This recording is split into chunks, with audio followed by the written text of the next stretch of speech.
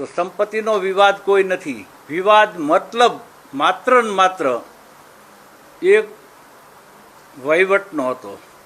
વહીવટ મારા ગુરુજીએ મને સોંપેલો હતો, પણ હું અનપઢ માણસ છું, તો મારા બધા શિષ્યોને વહીવટ સોંપ્યો હતો અને હજી બધી જગ્યાઓમાં વહીવટ કરે છે.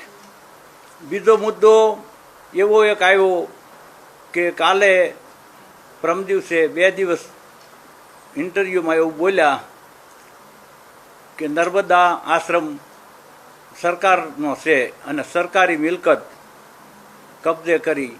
સરકારી મિલકત મારા ગુરુજી પાસેથી આશ્રમ બનાવેલો અને એને પણ ત્યાર આશ્રમ એક મહાત્માએ સોંપેલો.